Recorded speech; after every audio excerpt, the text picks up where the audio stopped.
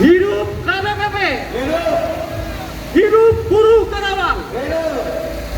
Kawan-kawan, baru kemarin hari kita disuguhkan pada penegasan kembali tentang sistem trias politika yang berlaku di Indonesia.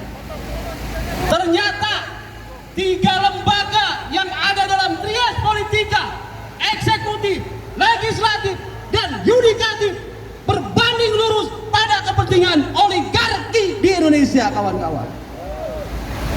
Undang-Undang Cipta Kerja nomor 6 tahun 2023 sudah resmi disahkan hari ini. Tentu ini bukan persoalan yang sangat gampang. Perjuangan kita 3 tahun dalam menolak Undang-Undang Cipta Kerja putus dan kandas di Mahkamah Konstitusi sebagai lembaga yudikatif, yang artinya bahwa tidak ada satupun lembaga di Indonesia ini yang berpihak terhadap kita, kaum buruh dan juga rakyatnya. Oleh sebab itu, perlawanan demi perlawanan tentu harus kita lakukan secara bersama-sama, baik di tingkatan daerah ataupun tingkatan nasional. Konsolidasi harus kita masifkan kembali, semata-mata bagaimana kemudian oligarki yang bisa kita pukul balik dengan kekuatan rakyat dan kaum buruh di dalamnya. Kawan-kawan semuanya, dalam aksi hari ini, selain kita menolak dan kita akan melanjutkan perjuangan terhadap putusan Mahkamah Konstitusi, kita pun hari ini menyuarakan tentang pentingnya upah di Kabupaten Karawang. Seringkali kita disuguhkan pada doktrin-doktrin, hegemoni yang bersifat memodohi kita kaum buruh, bahwa kalau upah tinggi itu banyak perusahaan yang relokasi. Saya telah membuktikannya, kawan-kawan. Hari ini Jawa Tengah itu upahnya tidak terlalu tinggi, tapi faktanya hari ini banyak perusahaan-perusahaan di Semarang, di Jawa Tengah yang tutup. Tentu ini bukan karena persoalan upah. Ternyata ini persoalan kompetisi sesama modal, sesama brand, sesama produk. Tetapi dari kompetisi tersebut, lagi-lagi kaum buruh dan rakyat yang dirugikan. Perang Rusia-Ukraina, di mana itu adalah perang antara kapitalis imperialis global, tapi tetap imbasnya adalah buruh dan rakyat juga yang kena.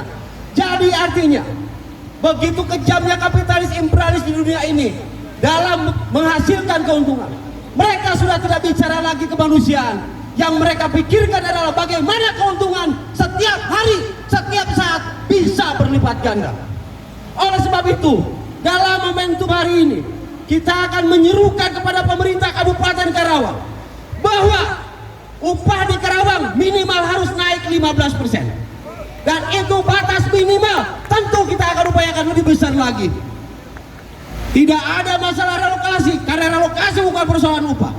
Kawan-kawan, coba cek lagi, bagaimana kemudian banyak mal-mal yang tutup, banyak juga toko-toko yang gede pada tutup. Di Jakarta banyak terjadi seperti itu.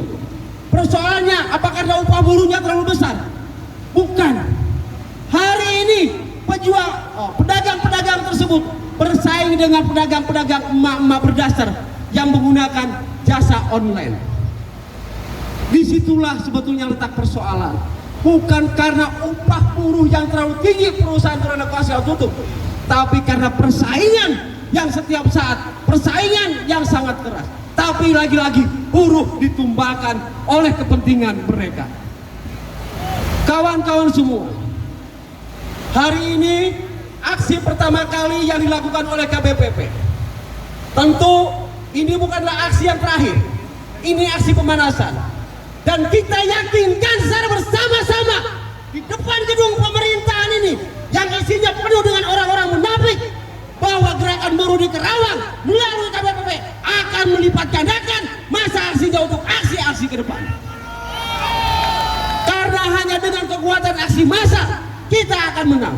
Bukan kekuatan berunding, bukan kekuatan lobby, tapi kekuatan aksi yang mana bila perlu aksinya adalah sampai penutupan alat-alat produksi atau penyetopan alat-alat produksi.